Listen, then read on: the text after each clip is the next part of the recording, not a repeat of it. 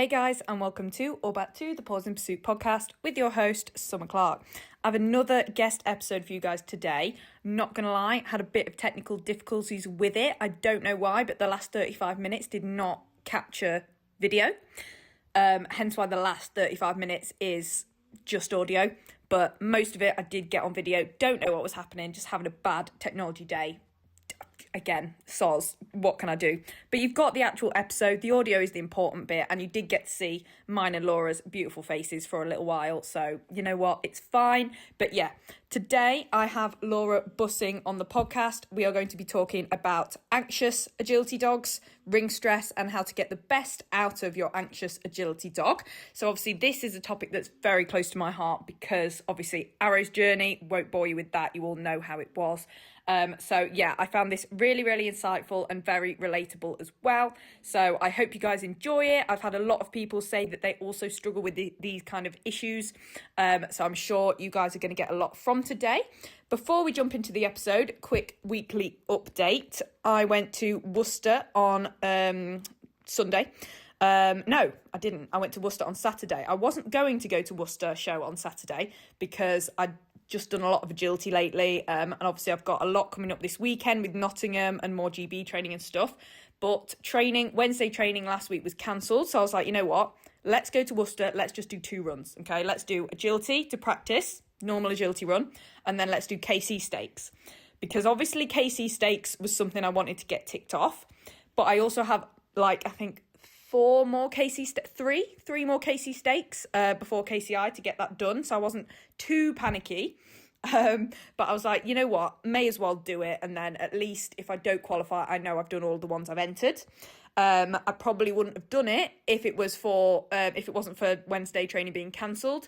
But we were like, you know what, let's just go. It's only 2 hours away. Let's do it. And it's a good job we did because we came 4th out of over 100 somehow in the KC Stakes qualifier at Worcester. So we are through to the semi-final at KCI in July. So job done.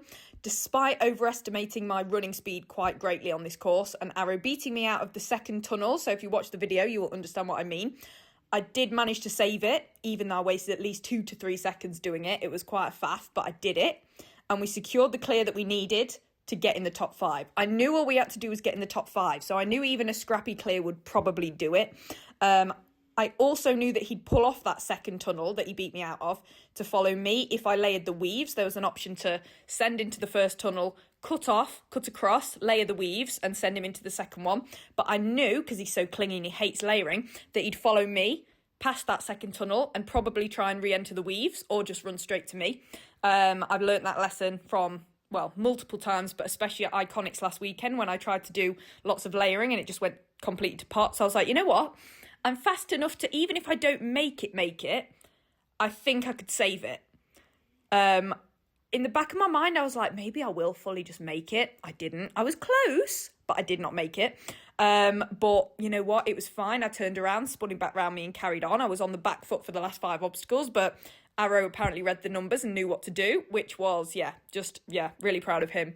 So I'm super happy with the handling choice I made there because I did see at least 5 other dogs watching the course do what I thought Arrow would do when the handler layered, which is, again, because they'd already been in the weaves once, it was jump, dog, walk, weaves, to do that again, as in come out of that area because the first tunnel was right next to the dog walk and think, last time they didn't want me to go in the tunnel, they wanted me to go in the weaves. And Arrow's a dog like that. He patterns and he hates layering. So I knew I had to go through, even though it was scrappy. So yeah, I was really chuffed with making that decision. I actually didn't see anyone else do that option. And at one point that would have swayed me not to do it either. But I had confidence. I was like, you know what? I'm going to do it. I'm going to do it my way and stick to it. And it paid off because we qualified. So yeah, really spicy course from Dave Blakesley there. But yeah, super fun challenge. Thank you, Dave. And then obviously the agility that we ran before that was our Annika Norris's grade 7 agility. That was the small KC stakes course. So small KC stakes and then our normal grade 7 agility. And we won that one, even though I did hold his seesaw for probably 4 seconds, 5 seconds. But that run felt amazing. Really like that course, even though I did nearly fall over. So it was, if you watch the video, it was A-frame jump, backside wrap, tunnel. I pushed him around the backside wrap, went to changed direction. Foot went from under me, recovered it somehow and won it. But yeah, I loved that course. And there was also a wall with a big turn. It was seesaw wall, like proper sharp left turn finish jump, and he kept it up. Like he was rotating in midair, but he kept it up. I just didn't say left until he had like already started taking off or like was halfway over it, and it worked really well. So absolutely thrilled with that one. But yeah, we only did 2 runs as obviously we're trying to conserve ourselves for a busy summer, EO, etc. But the trip was more than worth it to qualify. So now that's 2 out of 3 of our qualified goals ticked off already. Just champ to go, but we'll see what happens. And yeah, couldn't be prouder of Arrow. He's really, really consistent at the moment, and I'm absolutely loving it. Then the next day, Sunday, Sammy and Lily came all the way to Lincoln, up north, to train with me at my venue. And we ran a awesome agility course by Cedric Bargone. I can never say his name, sorry, Cedric. But yeah, love that course. I've taught so many of my students on it already, but hadn't actually ran it yet. So it was really nice to get it ran with Arrow. I ran it twice. He went clear both times, which was amazing. And I finished the session there. And then obviously Sammy and Lily ran it as well. And we had a really nice day. We went for lunch, chilled, discussed like EO plans, tactics, stuff like that. Just loving the vibe of the team this year. Absolutely love my team of 4, Sammy, Lily and Max. Super supportive. Yeah, just really good friends. It's just a vibe. So that is pretty much, that's been my week really. In the week, just nothing, just normal life other than that. But yeah, a really fun weekend. Obviously, we've got Nottingham coming up. So I've chosen, today's Wednesday, I've chosen not to train in our normal group because we've got Nottingham IQ on Friday, champ on Saturday, and then singles and stakes on Sunday, which is obviously I don't need. So it'll just be good practice to run the agilities for seesaw practice. And if there's any walls, that'll be good practice as well. But nice chill day on Sunday. And then we have the second GB team training day at Dog Sports Derby on Monday. So that is what I have coming up, and the weather is going to be insane. Apparently it's it's going to be 26 on Friday, 24 Saturday, 27 Sunday, and 29 on Monday. What do you mean it's going to be 29 while I'm training at Dog Sports Derby? That is absurd. I actually can't. What's happening? What is happening? It's freezing right now. Anyway, so that's what's coming up. Yeah.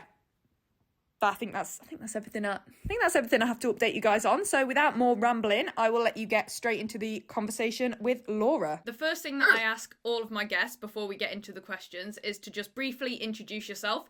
So who are you? In what way are you involved in the dog world? What do you do? All the things. Okay. Well, I'm Laura Bussing, and I'm from the United States. Mm-hmm. I am an agility competitor, instructor, coach, judge. I wear a lot of different hats. I'm a certified professional dog trainer. I've been training dogs for like ancient times, like 35 years. Yeah. And so I have a really big background in the behavioral world that helps me with agility. So, so I've been training dogs a really long time. I got into agility in, like the early 2000s, but I only played in like my backyard, which is equivalent to your garden. Okay. Yeah. And so I didn't do any formal like competition for a lot of years because honestly, like I live in the mountains of Colorado and it was like really far to go. And, we just did that to play around in the backyard. And then, eventually I got more involved and I got to a point in my life where I could devote more time to it. And so I started like competing, like I want to say in like 2012, something like that, maybe. But just a little, maybe 2 or 3 times a year because it was really far to travel to a competition. Yeah, of course. And then I had the dogs I started competing with were Border Collie mixes. Okay. My first agility dog was a Border Collie Husky. And so she jumped like a porpoise. Oh, wow. Yeah. God, I can imagine. So, and then I had a Border Staffy for a bit. And then I got a full-on Border Collie like in 2016. And that's when I made the shift to when I was going to get a lot more serious about competition and just really, dove into that. I started teaching agility way back then as well. Yeah. And it's just kind of grown and snowballed. I became a judge. I became a certified canine fitness trainer. I've been on world teams and I'm a former national champion in another sport. Oh, wow. So I have a lot to kind of bring to the table when it comes to sports psychology. Yeah. And so I do a lot of that Cool. mental game coaching. I'm a certified sports psychology coach. Oh, cool. And so, yeah, I love agility. I'm kind of an agility junkie. Yeah. It's Subscribe addictive. for that. But I'm always extremely curious about the behavioral side of dogs in the dog sport realm. Yes. Because it's an interesting proposition to bring dogs into super energized environments. And yeah, I just really kind of geek out on the behavioral side of that stuff. Yeah, which is what we're going to get into today, because most of the questions are around ring stress. A lot of my listeners, they have dogs that struggle in an agility environment, especially a competition environment, because there's so much going on. And sometimes, I know people sometimes accidentally jump into the exciting agility stuff and kind of skip past the, behavioral foundations, and all that sort of stuff. So that's what we're going to be focusing on today. Oh, that's great. And somehow over the years, I fell into kind of becoming an expert in this, because there wasn't really a lot out there. And I was driven by it because that full-on border collie that I got in 2016, she developed a sudden case of ring stress during her early career. Oh, right. And I had to figure out a way to help her. And so I developed a curriculum over time, and worked with that. And then I started teaching seminars and developed into an online class during COVID, because I couldn't teach in person anymore. And so I've really have become, that's my specialty, is behavioral problems and agility. And so dealing with dogs that are super anxious, right? And then also dealing with dogs that are very excited. Learning arousal management for both ends of the spectrum, so that they can give us the best performance in competition. Yeah, exactly. That is what everyone needs, for sure. And the mental side as well is so important, isn't it? It's such a huge factor for the human as well as the dog. It is. And in agility, we are obsessed with the physical side of agility, of teaching our dogs all the obstacles, following the handling, all that physical stuff. But in all due respect, that is the easy part for dogs, in my opinion. But we spend very little time helping them with the mental side of competing. Very little at all. And then it comes, and we have these difficulties as we start competing with the dog. We're like, oh, this isn't going how I thought it would go, or why is my dog doing this? And why is my dog so nervous? Why can't they hold it together when we're near the ring? Things like that. So, yeah, absolutely. Yeah. All right, amazing. Let's get into the questions then. So the first question is, what are the top 3 behaviors associated with ring stress? So I'm guessing this is more how to kind of see it and notice it when it happens.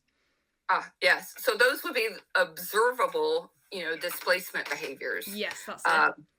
And then I think we ought to just quickly say, what is ring stress? And I just define that for people, that it's a decrease in performance that's resulting from the dog being uncomfortable with some aspect that's in the trial environment. And then we see the physical signs. And so the physical signs that we see the most are sniffing, visiting judges and ring crew, getting the zoomies overall, frustrated barking. There's certainly a lot more, dogs that want to leave the ring.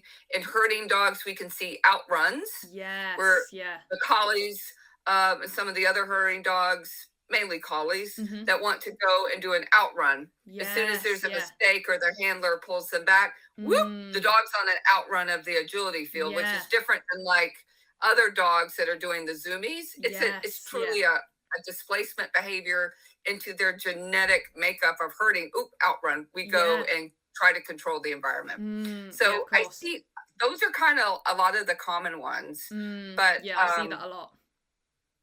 It's really like that's the symptom of when humans have you see a human doing, something, they're coughing or sneezing or something.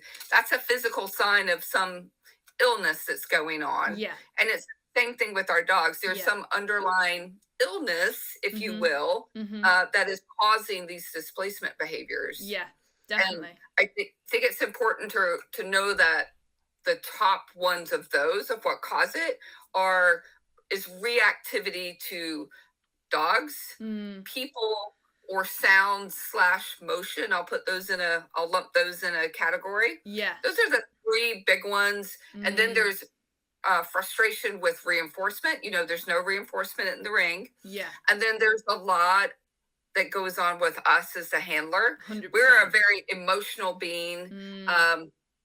We make handling errors and we sort of blame it on the dog. Yeah. And we make the dog feel like it's all their problem. It's all their fault. And we got to get you back and you got to do it again. And we make these big gestures. Yeah. And, those are like the big main things that cause stress. Of course, there's more nuanced ones as well. Yeah.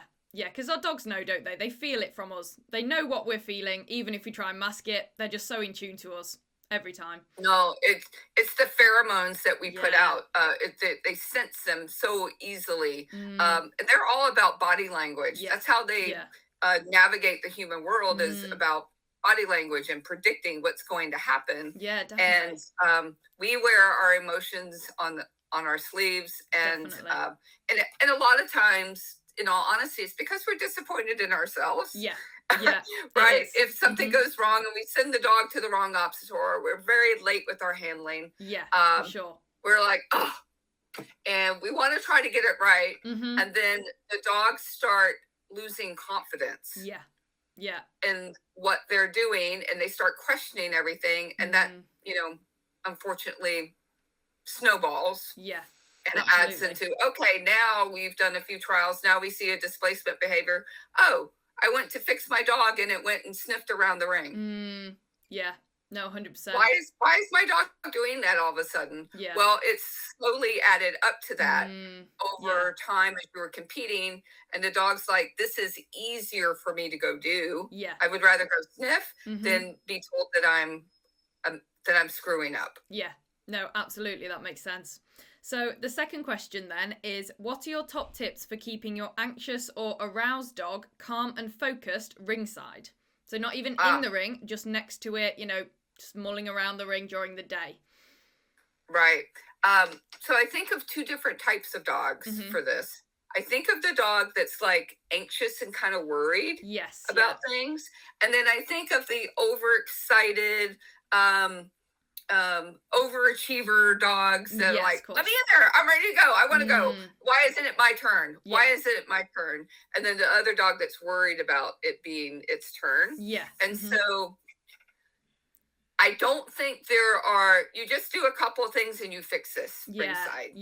Now there are, I think you have to really step back and identify, why is your dog acting that way? And like for the dogs that are like anxious and things like that, is that it would be helpful for identifying what is triggering them in the environment. Why are they worried? Now the over excited dogs, we know what's going on with them. They can't stand to wait their turn. They want what they want and they want it now. No, 100%. So that's easier to deal with, right? But one thing I would say is I kind of think of the area that's immediately adjacent to the ring of being a hot zone. Okay. Right? Yeah.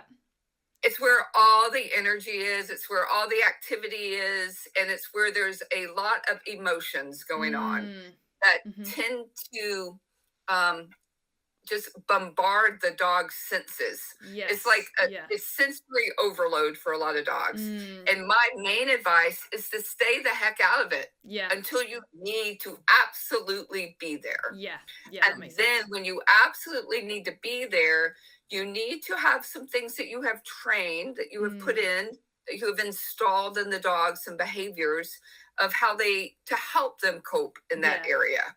So, one of the things is that when I say stay out of the hot zone is that basically distance is your friend. Get in a place where it's a little calmer and where you don't have to be standing there waiting. Because also, dogs get bored. Yeah. And you're wanting to peak them. You want to get them in peak performance for the moment that you get them up to the start line when you line them up. So just standing around and doing that's what can really compound frustration in dogs. Yeah, definitely. Where they get really frustrated and then they might start barking, or they just get really bored and they start trying to pull you away from the ring for the dogs that are really anxious. And so we don't want that, because that's a dog that's clearly opting out of wanting to go in that ring. Yeah. So my suggestion is to stay out of the hot zone.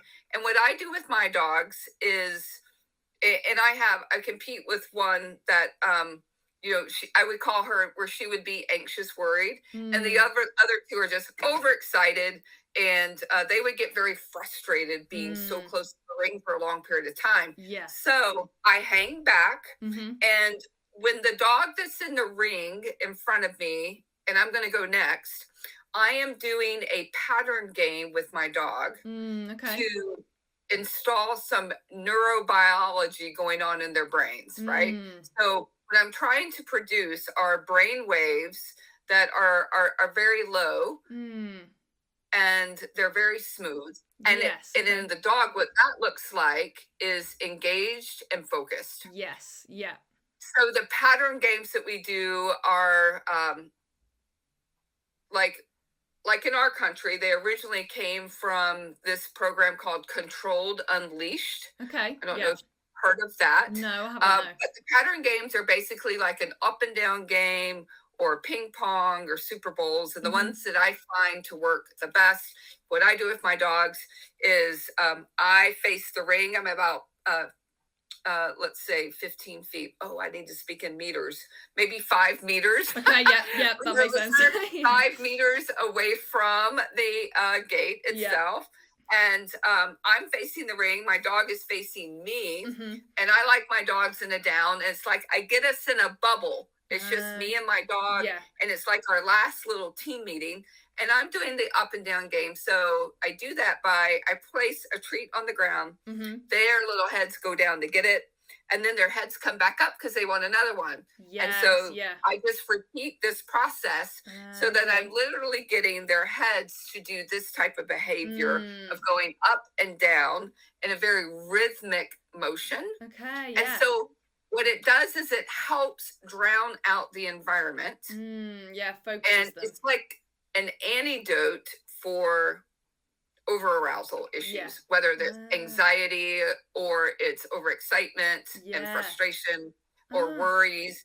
So it's like an antidote for that. And so I have my dog engaged and focused for that. And so now they're not paying attention to the dog in the ring. Now they're not paying attention to the environment around them. And then from there, when the dog is in the ring appropriately getting almost done and it's time for me to get in the ring, then I start what's right for my dogs, a start routine, a routine that we do the same for every run. And we start that all the way up to lineup, and I get my dogs lined up. And what I'm trying to achieve is peak performance on the lineup position as I'm leading out. Yes. So I want my dogs in that optimal performance zone where I'm going to get the best performance out of my dog. Yeah, making it predictable as well, isn't it? Right. And so that's a behavior chain for the dog. It starts with this pattern game, so it's very predictable. Absolutely. And then you're doing something to manage arousal while you're waiting your turn. And you should only be doing this, in my opinion, very close to your time to run. Because dogs can peak out really quick. For the dogs that get anxious and worried, like you can get them motivated with your start routine of running them into the ring, do some fast spins with them, and they're excited, maybe getting them jumping up. And so that they're getting more into a more playful state of mind, more arousal for them. But it's easy for them to demotivate like right away. Yes, of course. Yeah. So you have to time it well. Yeah. And then for the overexcited dogs, their start routine would look a little bit differently because Mm. you're basically trying to keep your Ferrari in neutral. Yes. Yeah. And because the act of going into the ring with those dogs and simply lining them up, they are like already in peak performance. Yeah. Just that act, they are like, we're on it. Yeah. We're ready. Mm. And so we're just basically trying to control their arousal until then. So basically the tip is stay further away from the ring and do a pattern game. And if you want more information about pattern games, maybe we could leave some info in the show notes for them. sure. Yeah, I'll put that in the description. Yeah. But if you Google, controlled unleashed pattern games, you will find tons and tons of information. But it's very helpful at controlling the neurobiology in your dog's brain. Yes. So that you can get focus and engagement. Yeah. Perfect. No, they're good tips. Yeah, really, really good tips. So someone says, my dog is extremely anxious on the start line. How do I fix this? So we've got past that ringside now. We're actually in the ring on the start line. Yeah, so a lot of what I said just applies to that because it's going to affect and move when you move forward with the dog. Yeah, true. It's going to carry an effect with them into that lineup position on the start line. Yes. True. And so why is your dog so anxious on the start line? And we really want to kind of, look at that a bit and tease out that reason. Yeah. Because that will really help you fix it. Yeah. Yeah. So a lot of dogs are anxious at the start line because of the behavior chain. Is that they could be worried about something that's going to happen on course. Say they have some equipment confidence and it's an agility run and they're like, oh God, that's that crazy thing out there that wants to buck me off of it, the seesaw. And they're worried about it. So they start worrying way ahead because they know it's coming. They can see the equipment and they can predict that that's coming. And so that anxiety can start right on the start line. They could be predicting that you are going to correct them a lot around the ring. And they're not going to know where to go. And that they're might be confused and they don't like how that makes them feel. And they may not like the activity going on behind them. All the other dogs and activity that's behind them, or the leash runner person, just motion behind them. And I would say for this, one of the ways I would want to fix that is I would want to reduce their anxiety by building up the resiliency to all this activity and things that are going on. But one thing you can do is do a lot of start line games. And of making it super fun and where they're getting a lot of reward for taking just the first obstacle. But the main thing that you want to reward is that forward focus. It is something that I do teach my dogs, and I recommend for my students that you teach the dog a behavior for them to look at the first jump. Look at the bar, because sometimes we have to lead out in odd ways. Sometimes it's a reverse start. And the dog's going to jump towards the gate it just came in, and then it's going to, wrap that wing and then go the other direction. And so a lot of times that's a lot of anxiety for the dog. So teach the dog a forward focus cue. And then in your classes, and if you go into seminars or run-throughs, or even in your home training area, is teach them forward focus with distraction of movement behind them. So getting them much more comfortable to that activity. And it just takes a little, what I think what happens is that we're seeing a giant gap for some dogs between training and competition. Because in training, there's not a lot of activity the time behind them, but in competition there is. And so we have to blend that in and 100%. Proof it. We really need to proof that forward focus for the dog. And you can really help them with that, making sure that you can pre-place reward ahead of them where they have something to focus on. And so you just getting them a lot more comfortable with that whole start line. Yeah. But I would likely say to whoever for this question is that there are a lot of things going on with stress. The dog just doesn't have anxiety right there at the start line. Yeah. That's There's just other things it happening. started outside the ring, Yeah. and maybe this is where you notice it. Yeah, it all led up to that point. Yeah. Yeah. No, that's true. So someone else says, my dog engages with me in the queue, but shuts down as soon as I take her lead off to enter the ring. She is unresponsive on the start line, but immediately re-engages as soon as I release her and enjoys the run. If she enjoys the agility, why does she behave like this, and what can I do about it? So a mixture of behaviours here. Well, yeah, I think it would be interesting to say of what this listener considers shut down is. Yeah. What does she what does that really look like? Because there are some dogs that are they're predicting, right? Yeah. So I think they're focused for the start and they want to get it going. They don't have time for willy-nilly. If the dog is focusing on the start obstacle on the jump and they're ready to work, I would not worry about that so much. Yeah. Because that's a dog that's it's starting the behavior chain. Yeah. And so they're predicting it. They just want to get it done. It's just like my dog. My dog set up between my legs on the start line, right? They do go in between my legs. Yeah. And if I don't get there in a manner, or if I'm not doing a routine with them that controls them, they want to get between my legs like right away. Yeah. Get it they're done. like, this is what starts it. Yeah. Let's please, can we start? We're ready. We've been waiting our turn forever. Yeah. And so I think there's like some prediction from the dog that's going on. Yeah, for and sure. they just want to get it done. Or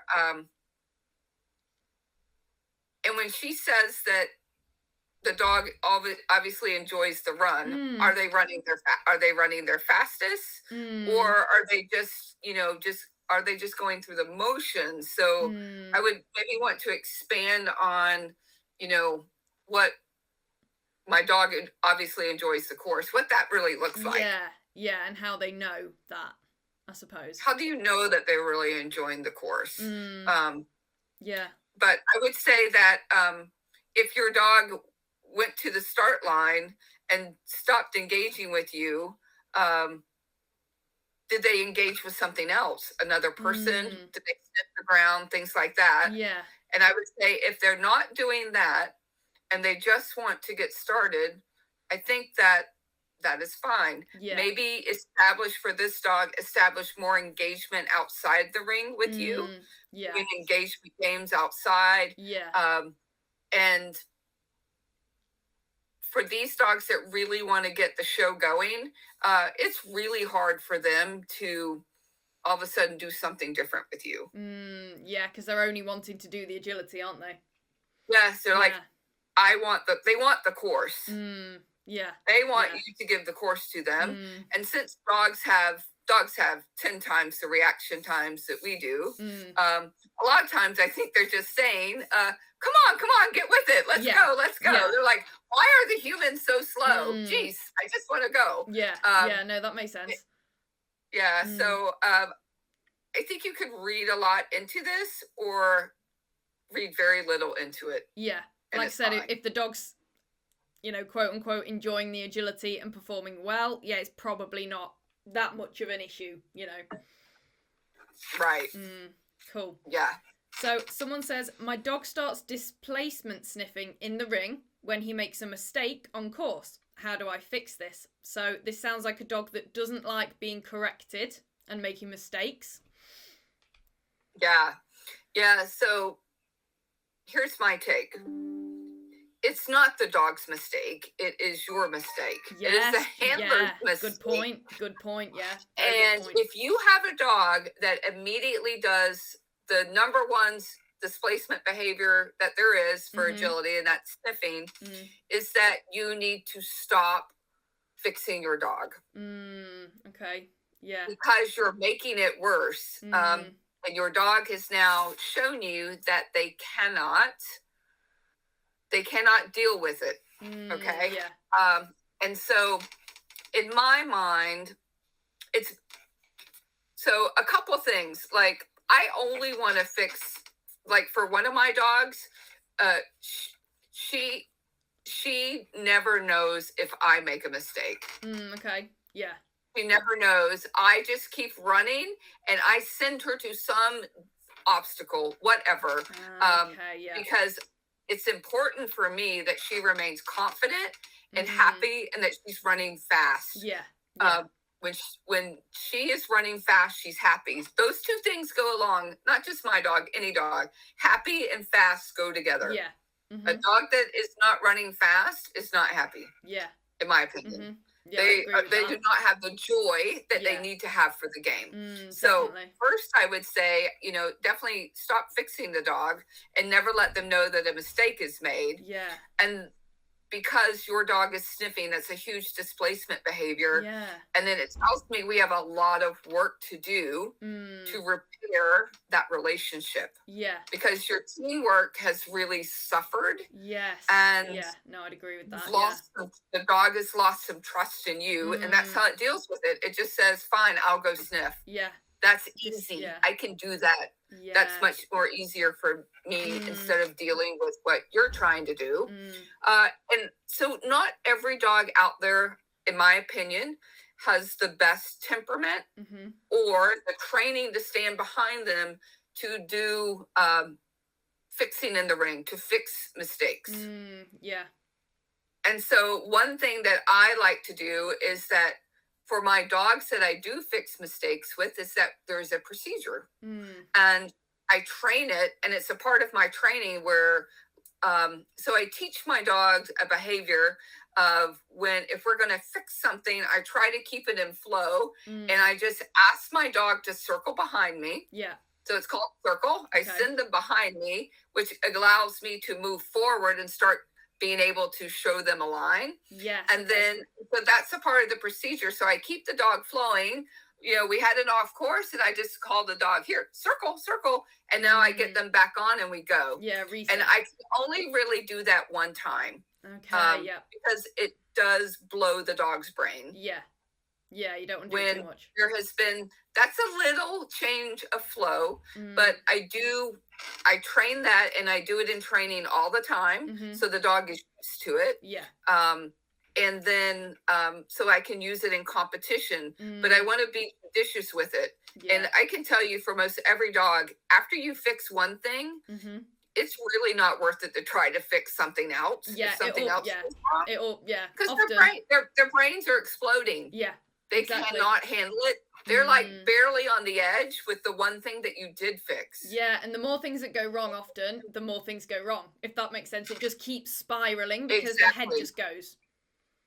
It's because the handler lost flow. Yeah. So it's hard for you to pick back up into your handling plan. Yeah. Of where you had to, where it went off the rails. Yeah. And then for the dog, their arousal level ticks over all the way to, like, they are on the edge of being tipped over in arousal. Yeah. Where their brains do not think. Yeah. Their brains, there's a physiological change that happens where the dogs get off of their cerebral cortex and they're more in their amygdala, which is their emotional side. Yeah. And it's really hard for them to do easy things. Yeah. And that's why Yeah. you might be pointing, the dog's standing here and the jump is just right there in front of you, telling the dog jump. And it's like, what is jumping? What is jumping? I don't know. Like they've never done it before. I've never done this before. Yeah. Right. Yeah, that makes sense. So, fixing dogs for our mistakes is a big problem, and it really leads to a lot of stress in dogs over time. Yeah. Right. Because it becomes a conditioned emotional response in the dog, and it becomes a negative one. Yeah. Yeah. And that's why you get such a big displacement behavior of sniffing. That makes sense for sure. So how do you differentiate between anxious behaviour and self-regulating behaviour ringside?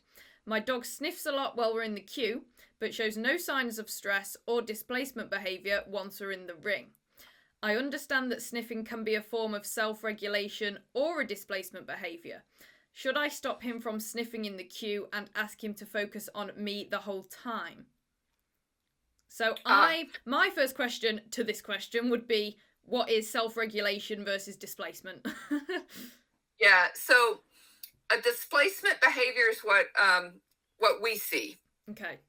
Yeah. Displacement behavior is what we see. Yeah. And it's what the dog does to self-regulate, if that makes sense. Okay. So yeah, that makes sense. Yeah. So it's what's helping them self-regulate. And so we are only seeing that observable displacement behavior. However, the most important thing for this question is context. Yeah. So it's normal displacement behaviors are normal things that dogs do, like sniffing, yawning,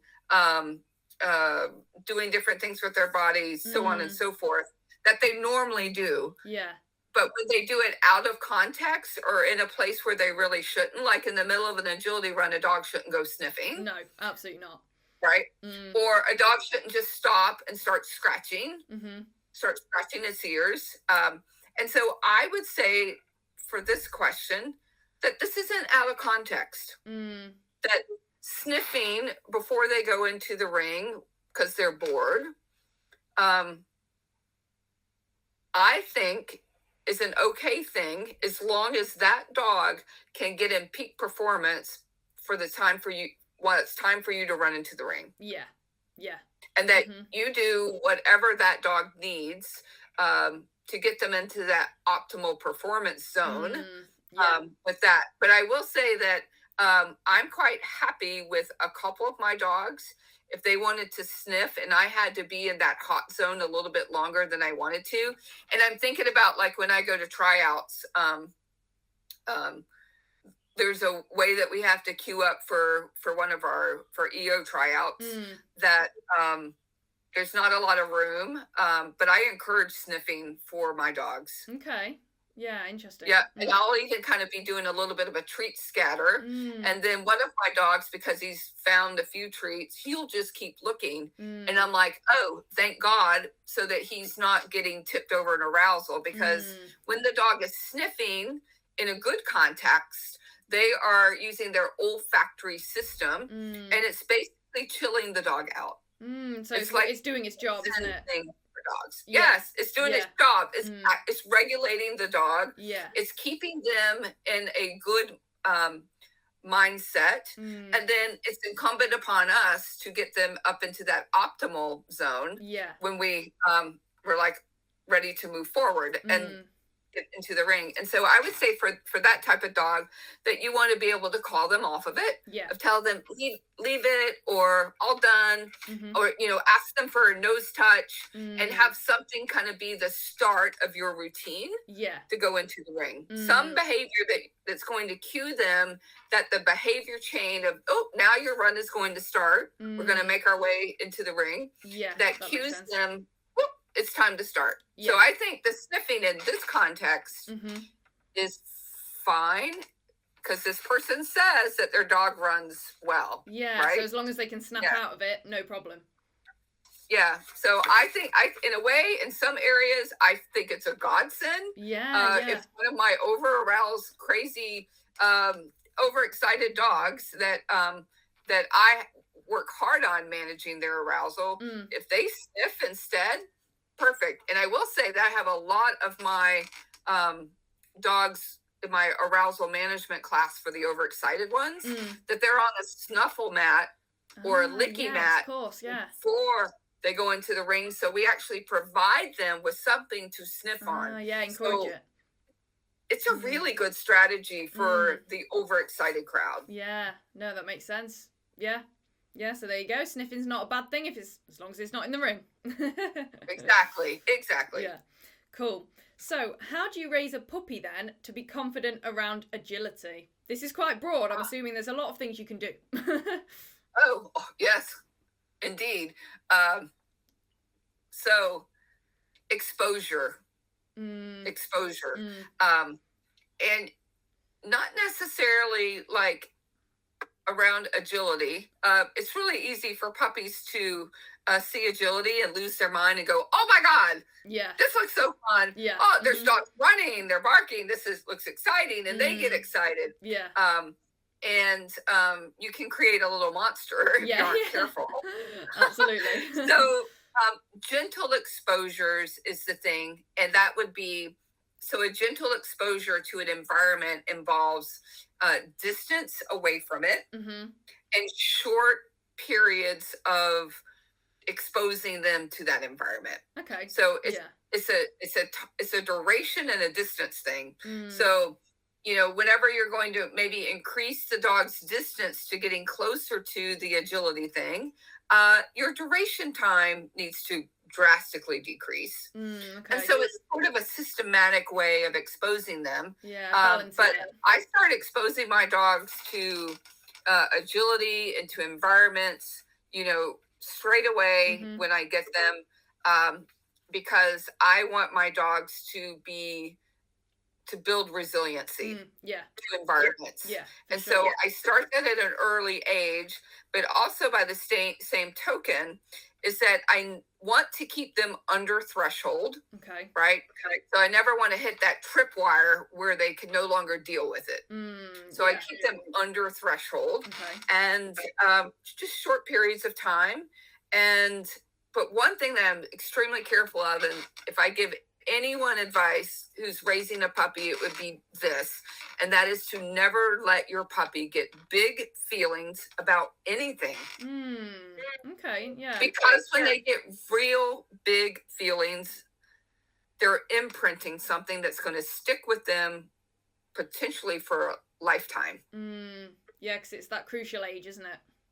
It is, because adolescence is not really that easy to deal with. And adolescence starts basically around 5 to 6 months, and it lasts to 18 months. The science is very strong about that. Oh, wow, okay. And one thing that we know is that when puppies are maturing, their brains are their bodies grow fast. And of course, their brains do as well. Their cognitive abilities are pretty much set by 20 weeks. Oh, wow, okay. However, there's new neurons being born in the brain all the time. The neurons that we need for like inhibition and for dealing with bad situations and stuff, they are slow to develop. And that's where you hear about adolescence being the fear period for a puppy.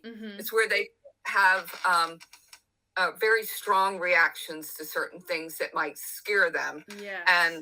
And that's my advice is don't let your puppy have these big emotional outbursts over anything. And that means that you need to remove your puppy. If you're out walking and all of a sudden there's a dog that wants to bark at your puppy, remove your dog from that.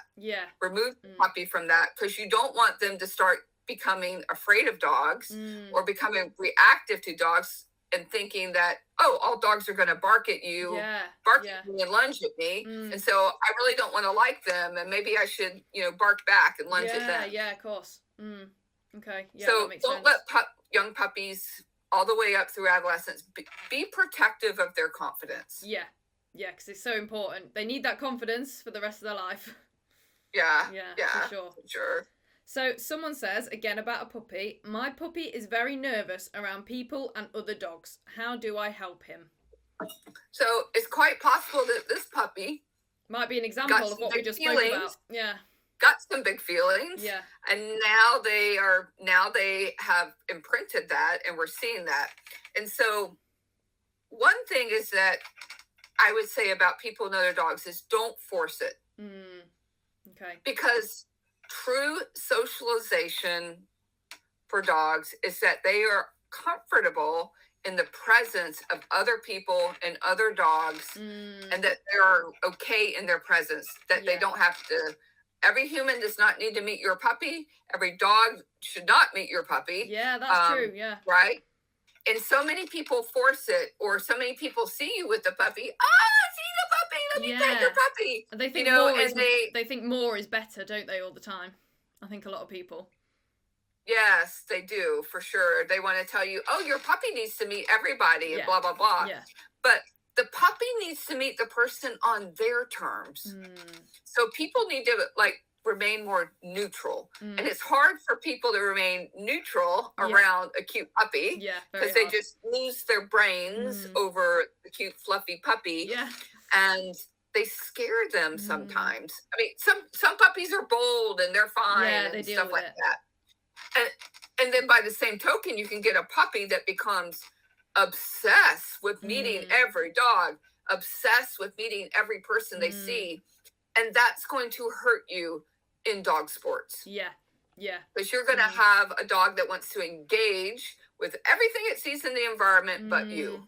Yeah. So our true socialization is just the dog is okay with other dogs in the environment, other people, and that they don't feel they have to go meet everybody, and they also aren't afraid of them. Yeah. And then when that I teach the puppy to be more engaged with me, that I am the most important thing in the environment. I work hard on engagement with my puppies from the get-go of developing our relationship so that we eventually have really great teamwork. Yeah. But have your puppy be more engaged with you. If it's nervous about other people and dogs, give them time. Don't force it. You want to do the same thing, gentle exposures of having them around other people, but at a distance. Yeah. And have people sitting down and, you're sitting down. No one is trying to make friends with your puppy. Yeah. No one is trying. Please, people stop trying to just give puppies treats all the time. Oh, yeah. Because constant. They lean over to do it and they stick their arms out. Yeah. And to the puppy's like, ah! Yeah. What are you doing? Yeah. Why are you leaning into me? That's scary. Yeah, good point. So just protect them, isn't it? It's protecting them and seeing things from their perspective. Yeah, I mean, a lot has to do with how your breeder raised your puppy. True, yeah. A lot has to do with that within the first 8 weeks. Hopefully they've had a lot of people in handling the puppies from the get-go. I was fortunate that that was true for my dogs. And so that makes a huge difference. Yeah, definitely. When they're really little, then that's the best time for people handling them and picking them up and holding them, and so that they get really comfortable with that, because that imprinting really lasts. Yeah. About that people are good and things like that. Definitely. Yeah, no, that's true. So my dog is great in training, but won't listen to me at all in competition. Why is this, and how do I fix this? So I actually hear this a lot. Training versus competition. So I'm wondering, what do they mean by won't listen to me? Are they, does this mean that the dog is taking off courses all the time? Yeah. Is the dog going to visit ring crew when they say not listening to them? So is the dog zooming around or anything like that? So I'm wondering, definitely for sure, there might be a giant gap for that dog between training and competition. Yeah. And that the intense energy that's at a competition, dog just can't handle. Yeah. And it truly has some underlying stress going on. Yeah. And it's in a position where it feels like I just can't. Yeah. Kind of, this is what I can do. And then, of course, we always have to look at, the handler. What are your ring nerves like? Yeah, that's a big one. Because most of the for many dogs, they do not have the same handler that they have in training as they do in competition. Yeah. Because the human gets pretty nervous, and the dog feels that, and it affects them, really greatly. Like this person says, my dog won't listen to me, which can mean, a lot of different things. But a lot of it, I would look at, how are you feeling? Are you nervous about things? What are you worried about? And, trying to relax, maybe it would be helpful if this person, really takes stock of everything, of kind of the whole global thing with the dog, and maybe doing, what is the dog like in seminars? Does this person go to seminars? Does this person ever go to a drop-in class somewhere else than normal? Something different that's not a competition. Something different. So I would say bridging the gap between your normal group class and competition with inputting some seminars, a different group class, Yeah. or a workshop here and there. And then lastly, engagement games are, you cannot do enough engagement games. And also working on engagement games in public. Yeah. So Distractions. in public doesn't necessarily need to be an agility trial. Yeah, in true. public would be any place your dog can be. Yeah. They're allowed to be, like in parks and things like that. I would just go to parks and work on doing engagement games with them there. Now, of course, I would want to build up my engagement games with my dog at home, inside first, of getting the really good framework for them, and then outside in your garden where there's distractions. So let's start implementing distractions on an easy level, and then just keep increasing those distractions with the different types of environments that you work on engagement with your dog. So overall, engagement games can help. And then look at what's the underlying things, and then also consider what may be going on with yourself. With your ring nerves, with your mental game. And as we all know, our mental game is huge. It's so huge. It's such a major part of our job, of our part of the teamwork with our dog. Not only are we the navigator of showing the dog where all they have to go, but we also have to be the mental rock on the team. Yeah, definitely. Yeah, cannot be overlooked, that. Definitely not. So, my daughter runs our dog, and I have to hide during every run. Otherwise, he will leave the ring and come to me. How do we fix this? So this is from a parent. So whose dog is it really? I always want to ask in these situations. Like, who does you have to ask the dog that question. Exactly. Who does the dog default to at home?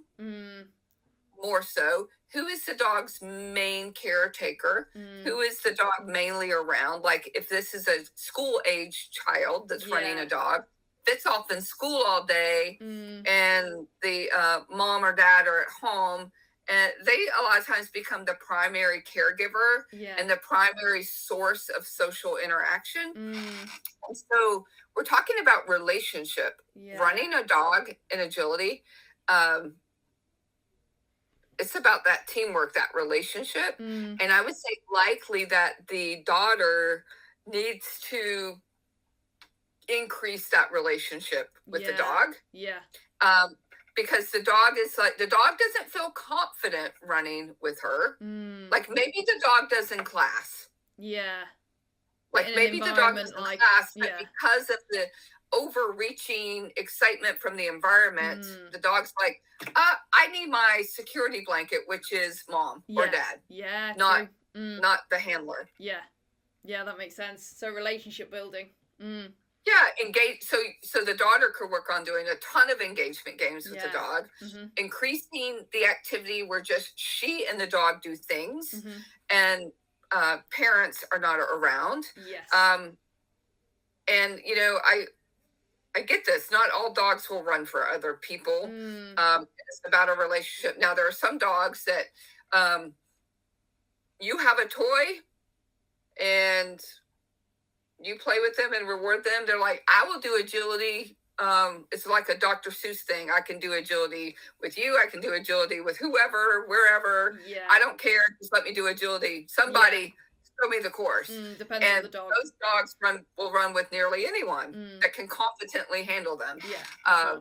But some dogs, they really, that relation, like I can tell you that 2 of my dogs will run with anyone. 1 of my dog will not. Okay. There's no way. I know that answer to the question. She would not trust someone else to handle her. Okay. So it's knowing the dog, isn't it? It is knowing the dog and what the dog really needs. And the dog is just screaming, I need more of a relationship with my handler. No, that makes complete sense. Build it. You can build it. Can be worked on, which is the main thing. Cool. So, my dog is wary of the judge and can't seem to ignore them in the ring. How do I fix this?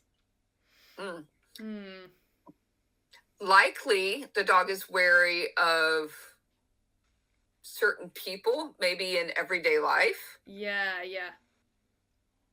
So I would not foresee, I don't see any dog that is perfectly fine in the presence of other humans and doesn't have any human reactivity, all of a sudden deciding I'm going to be reactive to this one facet of a human in my life. Yeah, it's usually I would say this dog has some level of apprehension around strangers. Yeah. That makes And sense. and the owner could characterize it as, oh, my dog's just a little shy around new people. It takes them a little bit to get used to, and then they're fine. Yeah. So that is reactivity on its face. Yeah. That is a dog that truly has reactivity to humans. We're trying to make it sound good. My dog's just a little shy. Yeah. But honestly, the dog is uncomfortable to some degree. Yeah. And so judges, depending upon the judge, it could be like this dog could be more wary of a male judge versus a female judge, or vice versa. Yeah. And there could have been, something going on with that. But I would try to, in your classes, have new people come in when it's your turn. Okay. Yeah, that have makes your sense. instructor stay off to the side, like the instructor's ring crew, and then let's have someone that maybe the dog doesn't know or something come into your class. Now, when I say this, I want to make sure that everyone is safe and we're not setting the dog up to fail and decide that it needs to bite somebody. I don't want us to go down that road. Not get to that point. No. All dogs can bite when they are uncomfortable. Yeah. Dogs will choose that over leaving. It's just how they're wired. Yeah, for sure. But I would try to introduce strangers in a class situation. Okay, yeah. And certainly in a seminar situation, if you go to a seminar of a presenter you've never been to before, that's a stranger who's going to be walking around. Yeah. Right. While you're working your dog.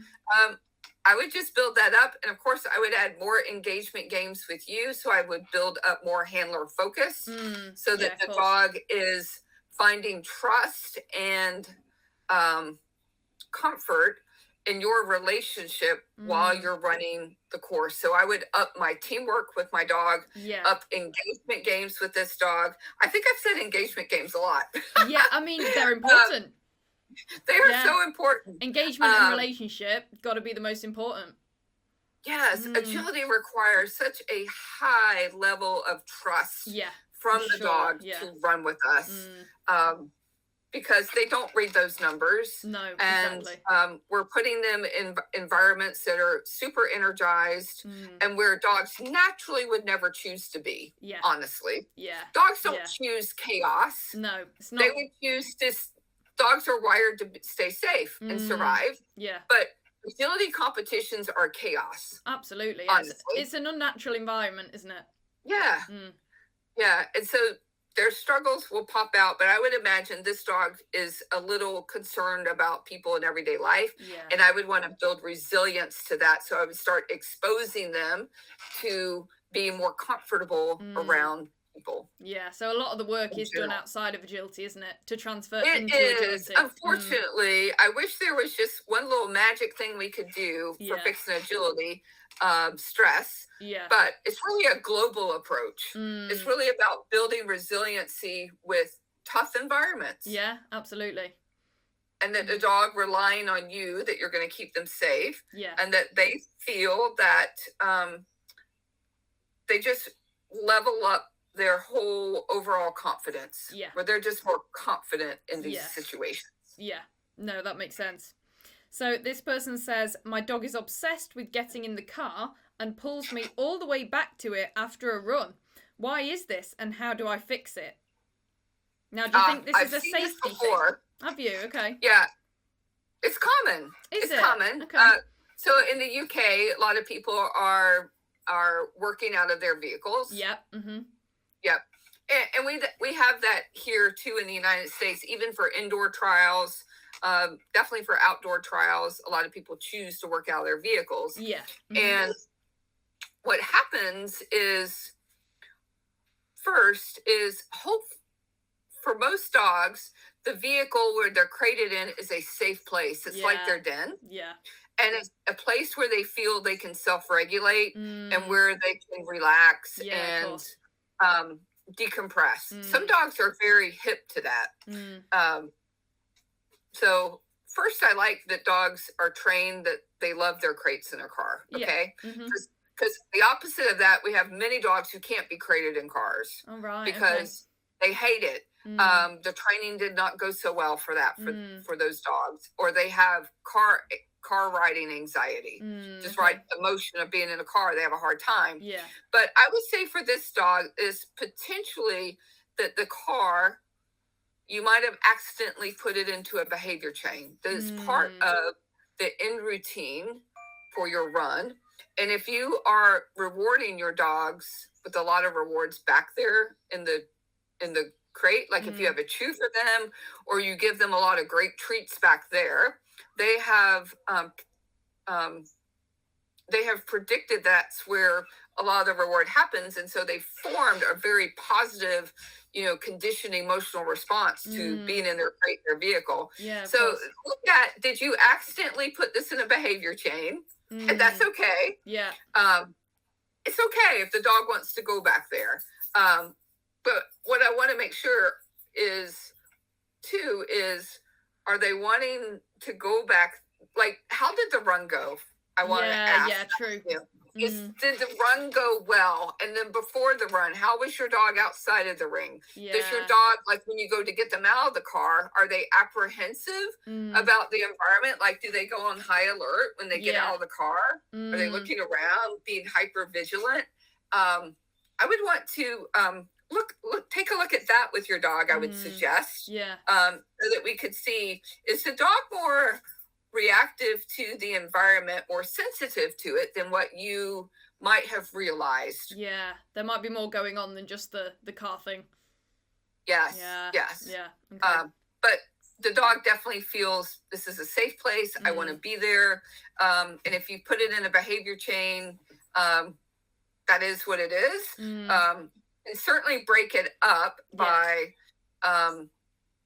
trying to take the dog for a sniff walk in the opposite direction so that they can sniff and decompress away from other dogs, away from people. If there's, big fields and things like that where you can get away and really truly decompress them. Yeah. But you could test that, is that when it's not your turn to go, you're just going to take your dog out for a walk, and maybe you're going to take them out for a longer walk, is how is your dog behaving for that? Is the dog trying to rush to get back in the car after you've gone out away from it?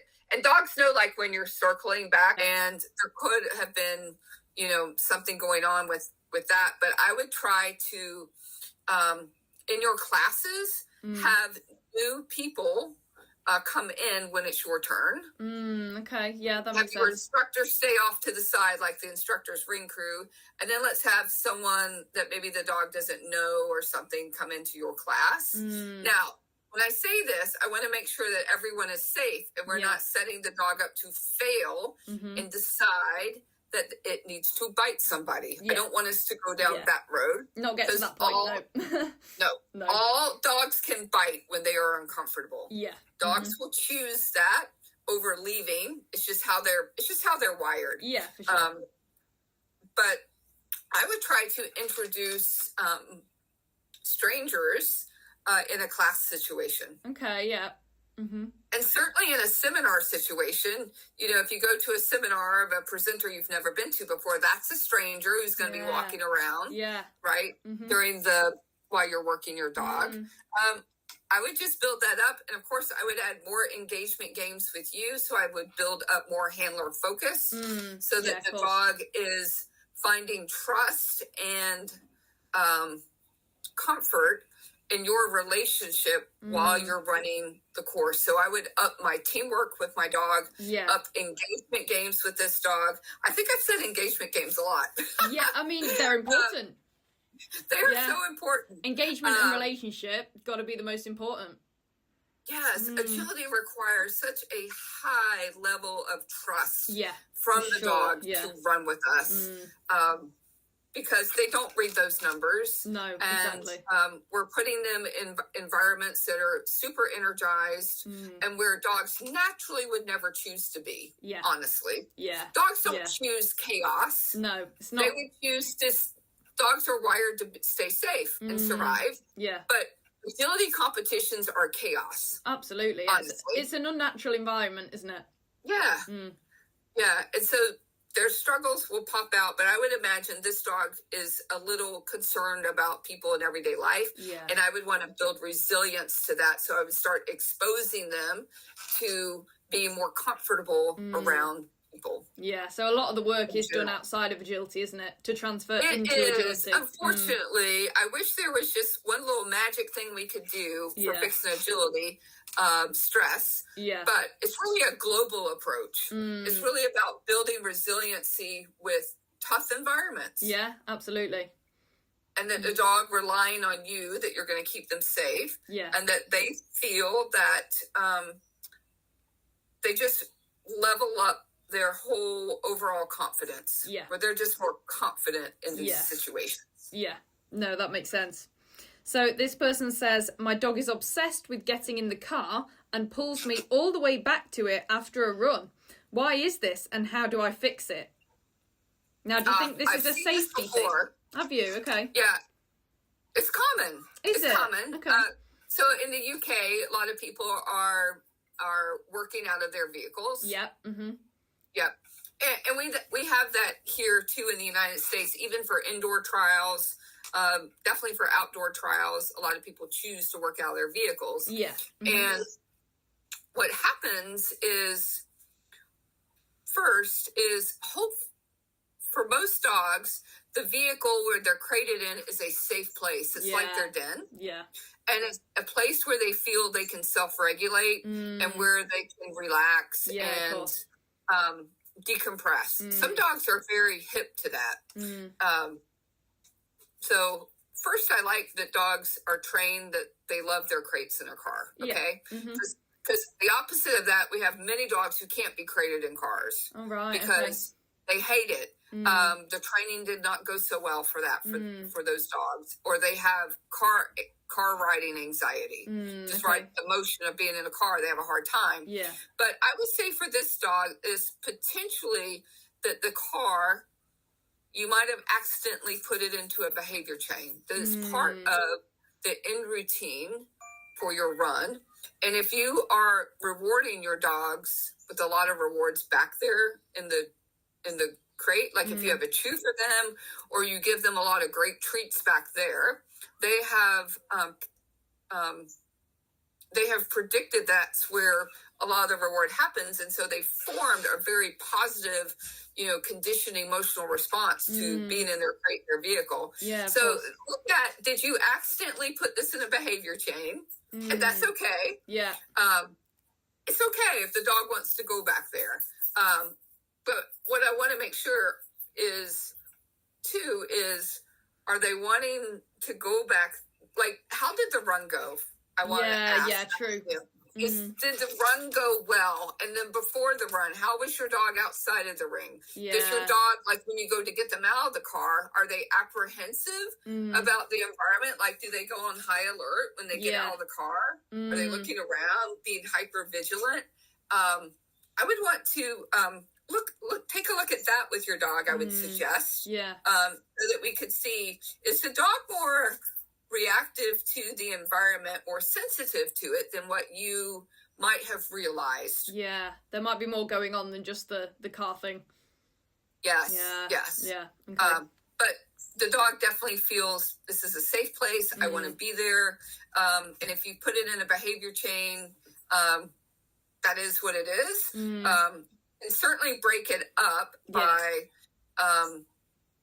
trying to take the dog for a sniff walk in the opposite direction so that they can sniff and decompress away from other dogs, away from people. If there's, big fields and things like that where you can get away and really truly decompress them. Yeah. But you could test that, is that when it's not your turn to go, you're just going to take your dog out for a walk and maybe you're going to take them out for a longer walk, is how is your dog behaving for that is the dog trying to rush to get back in the car or is after it you've just gone out agility? away from it. And dogs know, like, when you're circling back, it's like the, running, the horse running to the barn effect. Yeah. Like, they know when you start circling back. Yeah. And if they really want to get back to the vehicle, Mm-hmm. that tells me, like, maybe they're uncomfortable with who you're, like, in the past, maybe you've parked by dogs that are barking their heads off and they're crazy. Yeah. Or maybe they've gotten lunged at, when they're out and about in the trial environment. And they know, I am safe in that crate. And we do teach them that that's their safe place, don't we?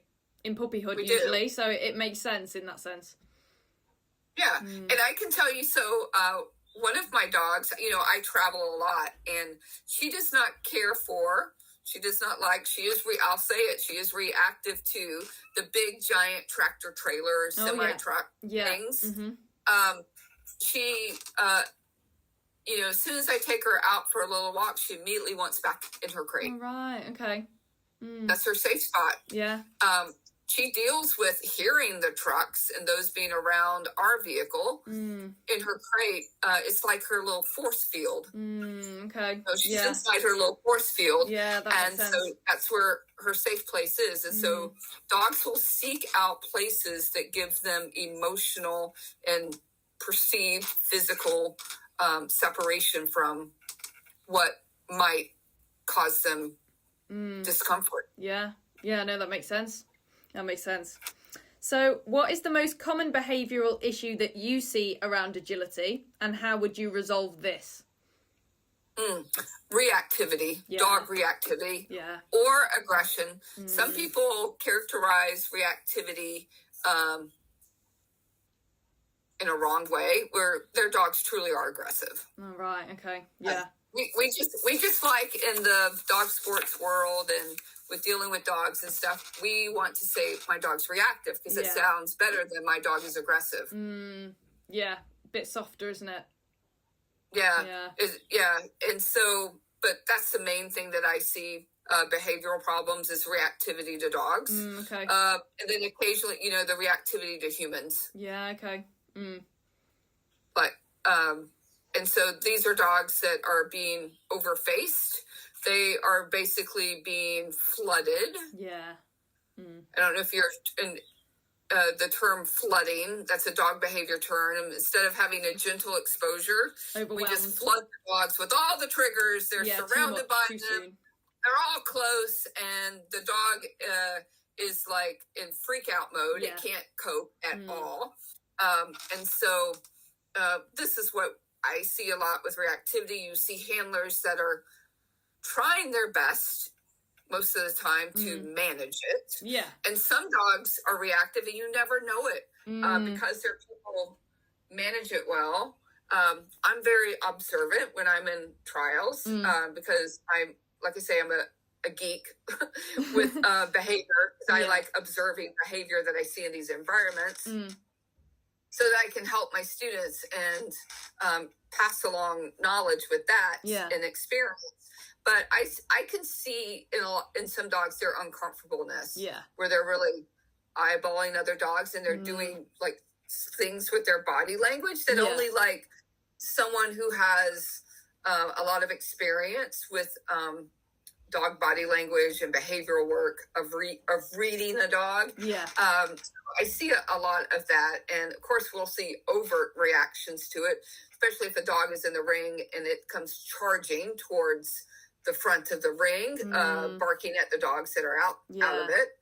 And occasionally there are dogs that you're coming into the ring.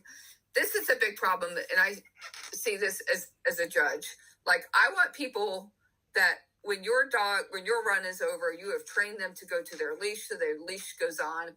But so there are dogs that want to look back. They're concerned about the dog that's coming into the ring, and you can see them turn and look at them. Or some dogs that start moving that direction. And then that's when we can have problems where dogs are getting attacked. Yeah. You have much of that in the UK. Unfortunately we do have quite a bit of, other dogs from other rings leaving the ring they're in and running into another ring after another dog that's running. that happens quite a bit, and that obviously can be quite detrimental to the dog that's running in the ring that the dog comes into, because they're doing agility and all of a sudden they've got this dog on their backsides, which is often, potentially a little bit aggressive, and that can really knock their confidence. So that does happen quite a bit, unfortunately. Yeah. We don't have so much of that in America because, and I know you have these trials where there's like many, many rings. Oh, loads. outside. And most of them aren't fenced. They're usually not fenced either. Yeah. So. Yeah. In the United States, well, it's interesting because most of the organizations have everything fenced. It's really rare to not have fencing, but there are the occasional places that do. I think America chose to kind of do this, the agility community, for safety purposes of keeping dogs separated. But what it's done is there's a false sense of, well, it's fenced, so my dog will be okay. My reactive dog will be okay once it's inside the fence. Well, dogs can jump over those things. Yes, of course, yeah. And then there's always the when the dog's coming into the ring to start their ring and the dog's finishing, where things can happen there. And certainly dogs get away from people. Yeah. And next thing you know, they're coming into a ring. They just jump the fence. But having, dog to dog incidents is kind of common. Yeah. And I have to say I'm tired of it. Yeah, it's not nice, is it? No, because I tell people that other people's dogs will ruin yours. Yeah. And you have to be careful. Yeah. And I think I've said an explicative instead of ruin. Yeah. It's true though. It's true. It is true, unfortunately. It's so true. Yeah. And so my suggestion, with all this is being the main behavioral problems, and it can be emotionally and of course physically detrimental to your dog, where your dog has to go to the vet or stuff like that. That they've gotten attacked, is that you have to be very situationally aware. Yeah, for sure. And this is for people who my dogs have good temperaments. Yeah. And be situationally aware if you're a person that has a dog that doesn't have a great temperament, that is concerned about other dogs. Yeah. You have to be very aware, and you have to give them a bubble. And that means that you need to pick places to compete with your dog where they will be successful in that. Yeah. And there's some indoor places where that's not going to work for a lot of dogs. Outdoor places, you have to be careful with that, of making sure that you are doing a lot of engagement games with your dogs, and that you keep working on reducing your dog's level of reactivity to other dogs. And then also making the decision of whether or not your dog has the right temperament to keep competing. There are some dogs that it's just not right for them. You're setting them up to fail because the moment they bite another dog and then humans get involved and try to break it up, and then people get bit, now you're really starting to endanger your dog. Yeah, exactly. And I don't know how it is in the UK with dogs biting humans, but in the United States, you can have police get involved. Oh, yeah. There will be a court appearance. I've testified many times as an expert witness in these types of cases in general over my career, of whether or not a dog their behavior can be modified. Are they truly aggressive? Things like that. So you can have a judge adjudicate whether or not your dog lives or dies. Yeah, so that's how serious it is, isn't it? Serious. Do you want to put your dog in a situation where something can happen? Because I can promise you that management at some point will fail. Yeah, it's taking that personal responsibility, isn't it? At the end of the day. Yes, I mean a very good friend of mine, someone who was on Team USA, his dog was bit at a trial that I was at his facility. And she was out for months and she couldn't go to EO tryouts. Oh, wow. because of a dog biting her outside the ring right before she was ready to go in. A dog that she's reactive, and the person not being situationally aware, not giving her dog space, and her dog felt it needed to bite another dog, and it severely injured the dog. This dog was out for months. And it's like, you know, we kind of get tired of seeing this is the main like behavioral problem that exists in agility, in my opinion, is that. Yeah. And it's so serious, isn't it? And like I said, it's making those decisions, and, you know, you can try and fix it, try and work on it. But at the end of the day, if it's not safe, it's not safe. And you have to recognize that, isn't it? You do. And so it's putting the community first, not yourself. 100%. Making sure our agility community is safe. Yeah, absolutely. Absolutely. So what are your top tips for someone wanting to get the best out of their nervous agility dog? So they want to do agility with their dog, but it is nervous. How do they get the best out of that dog? Well, if they're currently competing, stop competing. Okay, and work on it. This is a hard thing because people get a lot of mixed advice from friends, other agility competitors. Oh, just keep at it. They'll get better. It's no big deal. Just keep at it. And that's really the wrong advice because it does not get better. It typically gets worse. Okay. Right? And so what is the sense of competing with a dog that its confidence is low potentially and is not enjoying itself? Why try to drag this dog around an agility course? What good is it? All you are is, if you keep competing, you are rehearsing you're rehearsing what you don't want. The dog is continuing to rehearse that mindset, those big feelings about agility basically being negative. Okay. And so in order to fix it, it takes a lot. I'm not gonna sugarcoat it. It takes some devotion from the handler that they want their dog to enjoy agility to a higher level, because likely they have seen the dog enjoy agility in like class situations and things like that, right? And so, and then in competition, maybe they didn't have nerves at first, and then they just started getting a little worse over time. And now they're like, oh my God, my dog is so nervous and anxious, and they've got so much ring stress. How did this happen? So take time off from agility and work on all the things. And like my online ring stress class that I teach, it's like a global approach. Okay. You know, to really get a dog out of ring stress is you have to stop competing, and you have to work on like, I think I have about 6 or 7 different like elements that we work on improving. And it's like bringing all of these and really instilling greater confidence in the dog.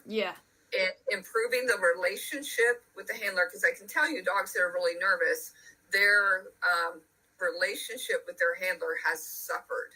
The amount of trust that the dog maybe had in you or maybe never had, it's eroded. Okay. So you have to fix that. And then we have to install a lot of other behaviors. And the first thing that I have people do, and my big tip to this person, is I want you to treat your dog like it's a puppy again. And what do you do with puppies or young dogs in agility? We do jumps and tunnels in a straight line, lots of reinforcement, lots of excitement, making it fun. So the first thing is bring back the joy for the dog and running agility. And so that is the first thing I want to do, and I want to remove all pressure. We're not going to do any contacts. We're not going to do weaves. And we're just going to do jumps and tunnels, all running an extension. No, none of that herky-jerky turny stuff. No backside stuff. Thinky stuff. Just straight on running. So can we build back the joy? And when we bring back the joy, you're going to see the dog's speed come back. Typically with dogs like this, their speed has decreased. Definitely. Okay. And so I think I said this before, happy dogs are fast dogs are happy. Yeah. Hand in hand. Yeah. I think that part is pretty easy, but we really have to bring back confidence. And that's the recipe for it. I also have people reward the dog accelerating. Okay. Yeah. So I have people remove reinforcement frustration issues from the dog. People compete, they have food on their bodies, or they have, whatever. A lot of people, the dog does something, dog comes back to it, they get a cookie out of their pocket, reward the dog. For the dogs that are food motivated. Yeah. Right? Yeah. And so we got to get reward off of their bodies, because that is so different in competition, right? And so throwing in rewards, so putting food in like one of those lotus ball things, or clams, pouch that you can throw. And so rewarding the dog with acceleration. And then I kind of have this little formula of reward the dog for 3 times its work. Okay. Yeah, that makes sense. So reward the dog for 3 times its work, and that you reward acceleration. Yeah. So that comes with throwing the toy in, or the food holder thing. And then now you're going to jackpot it, and you're going to make a big deal. So when I say 3 times the reward for the work, say your little short sequence took, say it took like 10 seconds. So you want to reward the dog with a lot of positive affirmations, a lot of excited energy from yourself. Yeah. Of a slow feeding of food back onto the thing laying on the ground of the lotus ball that's open for 30 seconds. So if the dog worked for 10, 30 seconds of reward. Yeah. Okay. And so when we stop having the people do coursework, stop that. Stop doing hard stuff. No fancy crap. Just straight on running. Because the human now can show the dog the line and not make mistakes on their part. Yeah, right? True. Yeah. And so we're going to reward acceleration and reward the dog for 3 times the amount of running. And that's like the start. Yeah. That's like the start. That's the first step, is that. Okay. Is there are there any exceptions to the stop competing if it's nervous rule? Because my spaniel, he's 6.5 now, and he was born in lockdown, so he missed out on a lot of that socialisation. And when I first brought him out into competing, he was very nervous and slow and displacing. And I obviously did all the work outside of agility as well, but I did keep competing with him. And with each competition, he was getting a bit faster, a bit more confident. And I wasn't doing I was just doing jumping at this point. And then with every competition, he did improve. So I assume that was because I was just getting him to work through his nerves, and he ended up thinking, oh, this isn't so bad. So I never actually removed him from a competition environment, but he just kept getting slightly better, and now he loves it and he's really fast. So do you ever see those kind of, exceptions to that rule where you can keep competing with them? Well, I would want to see video of the dog first, okay, yeah. Seeing what they're doing. What is the severity of it, right? And I would say that the work that you did outside of agility really was supporting what then you went and did in competition. Yeah. And likely you were probably very careful about protecting his confidence in the environment in general. Yeah. Right? Yeah. And you probably got a little more savvy about things that were good for him and things that were not in competition. So, and then one thing going really good for you is because you handle so well, you weren't having any frustrations likely with things. Yeah, it's true. Right? Yeah. And you're probably really good at with your reinforcement strategies with the dog. The dog understands how to obtain reinforcement. And that's one of the big things I see other people do not have is with reinforcement strategies. But I would say, depending upon the severity, but when I was answering this question, I was thinking of a dog that is a dog that's really extra anxious, and that really has a lot of problems, doing a lot of displacement behaviors, things like that. Yeah. But I do think that there are some dogs that, in general, that there are some dogs that their speed increases, like you say, as they keep doing it. Yeah. Yeah. And that a lot, like for example, like most walkers do have a lot of sensitivity. Yeah. Mm-hmm. Right? Yeah. And so they do sort of have this certain air about them. Yeah. And yeah. which I think is just natural in a lot of everyday life with them. Yeah. And true. that and as general, it takes them a little bit longer to acclimate to building up confidence in something. But as long as the dog is not doing any major displacement behaviors, I would say you could, like you just did jumping. Yeah. So that was good. Yeah. Because the contact stuff might have been a huge negative for him. Yeah, I think just so. because it's more complicated. Yeah. And it takes more mental focus. Yeah, definitely. For those obstacles, and because you were keeping it jumping, you probably kept it in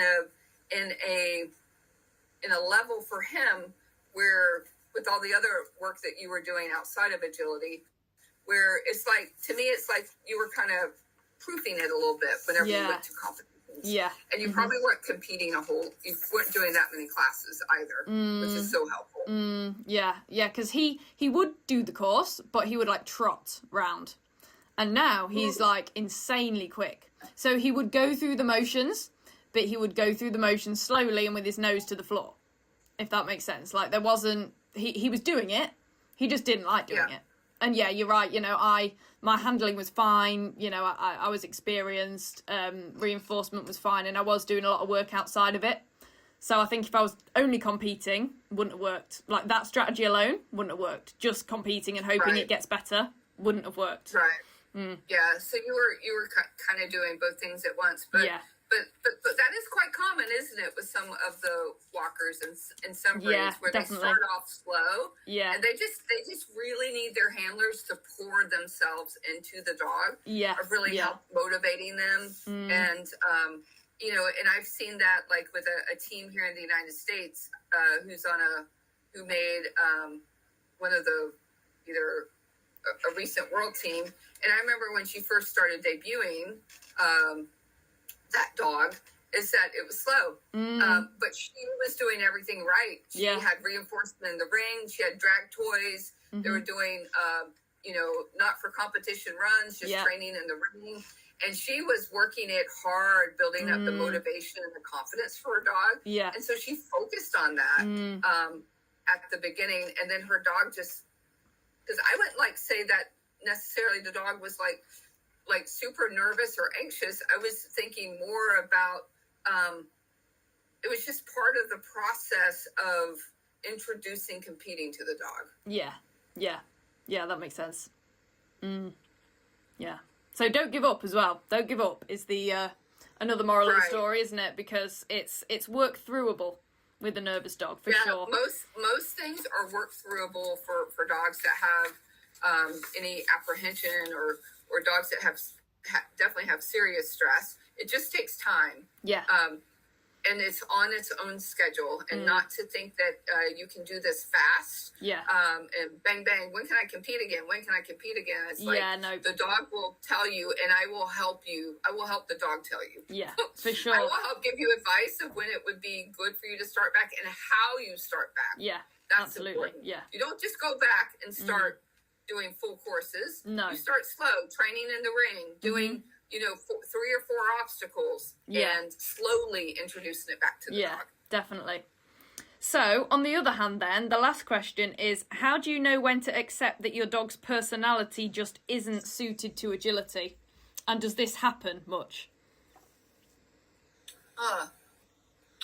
That's a good one. And, of all my years of teaching seminars in person and online, I mean, I've taught thousands and thousands now with ring stress. There's only been a handful. Okay, yeah, that's good. I could count on maybe one hand that I advise the person that this is not right for your dog.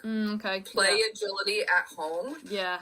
Wherever the dog has the most confidence. Yeah. Because a lot of times these dogs weren't even confident in classes. And I always look at it as a lot of times it's the dogs that have major fear issues in everyday life. Yeah. Basically, most of life scares them. Just a little bit. Yeah. And they struggle so much with finding confidence with anything. Yeah. So I try to help these people. Well, let's work through some everyday things where we can build a little bit of confidence so your dog's quality of life can be as high as it can be. Yeah. But, I look at dogs that might have these it's almost like a phobia. Some dogs can have sound phobias that are really bad. Yeah. Really bad. And they just don't have that emotional resilience that they need. And so I would just look at how are they in everyday life. Yeah. Because you have to consider what is too much of an ask. And that could be for really any emotional, unstableness in any dog, whether it's reactivity to other dogs or people, or just overall general fear of a lot of things that they just can't cope at all. Yeah. And I would say that trying to keep pushing them to do agility, it's not fair to the dog. Yeah. It's knowing your own dog, isn't it, as well? Knowing your own dog, and can they maybe play agility in your garden at home, in your own little field, maybe that's how you do agility with this dog. And maybe you consider, are there other things that this dog may like? Because there's a lot out there, isn't there? There's a lot out there. Nose work could become their thing. Barn hunt. Do you do barn hunt? I think it's with terriers mainly, isn't it? I think. Well, in the United States, it's with all breeds. Oh, barn right, hunt's really big because it's such a natural behavior. Yeah, look for rats and looking for the rats, the bales of hay. It does happen. It is here, but I think it's mainly for terriers, and it's not very common. But it is, it is a thing. So finding what does the dog like, and make this dog, let's try to help them be comfortable with being your pet dog, and that we're providing them with stability, and we're not putting them in situations that they just cannot deal with. Yeah, for sure. That makes sense. Well, that is all of the questions. Thank you ever so much again. That was really interesting. Yeah, so great. Your listeners had so many great questions. It was a pleasure. Yeah, no, they were cool questions. Very in depth, weren't they? Yeah. And there you have it, guys. That was such a good conversation. Honestly, like I said, a topic that is super, super close to my heart. And I'm really interested in and passionate about because I've been through it myself. I know what it feels like. I know what it feels like to not know what to do about it and stuff like that. So hopefully this conversation will, help you guys know how to handle it if you're currently going through that scenario yourself. And like I said, just know that there is light at the end of the tunnel. It does get better and it is absolutely fixable and manageable. And just don't give up. Just don't give up. If you have a dog that's anxious or whatever or nervous, don't give up on them, because Arrow is living proof of that. Use what me and Laura have talked about and you can get through it. So that is the moral of today's conversation. But thank you so, so much to Laura. I will put her links to guides and all her resources in the description. So head on down to the description of this podcast episode to access those. Super, super helpful. And thank you, Laura, for offering those to my listeners.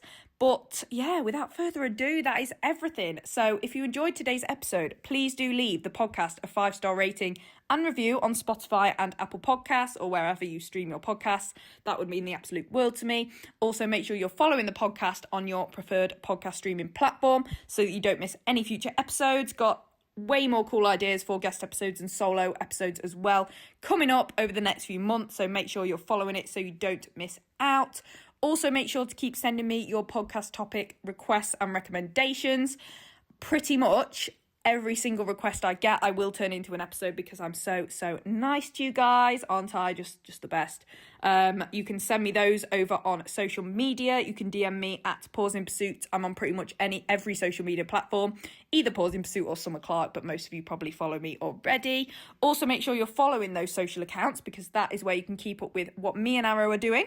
And also that's where I advertise what guests I'm going to get on, and you guys can ask those guest questions. So if you don't follow me on social media and wonder, how do I submit a question to one of the podcast guests, that is where you can do it, over on Instagram at Pause in Pursuit. So make sure you follow me on all of the socials to keep up with all of that good stuff. Also, if you need any training aids for your agility journey, whether that's yourself or if you're an instructor, please do go over to my Safe Stride Solutions link, which is in the description of this podcast episode, and treat yourself to some cool training aids, whether that's a stride reg, a weave guide, wing wrap guide, anything like that. I keep rambling on about it, but they've been so helpful for me in my agility journey with Arrow, and also so many of my students have benefited from them as well. So treat yourself, just treat yourself, and head over to that link and grab yourself something. You will not regret that. Think that's everything. Oh, no, that's not everything. Talking of training, if you would like an in-person lesson with me, whether that's a one-to-one or you want to join any of my group classes, I currently run both daytime and evening group classes, and I have some weekend availability for one-to-ones too, if you're very lucky. Please, again, just send me a DM. I would love to help you guys out. Obviously, now we're getting really into the season. I'm sure you guys have your own goals, things you'd like to achieve results-wise and just, training-wise. So if you'd like me to help you out with them, please do just send me a DM and we can get a lesson booked in. I would absolutely love to work with all of you that are interested. So yeah, send me a message about that as well. And I believe that's everything. So if you're at Nottingham this weekend, I will see you guys there. And if not, I will speak to you all next Wednesday at 8 p.m. as usual. Bye, guys.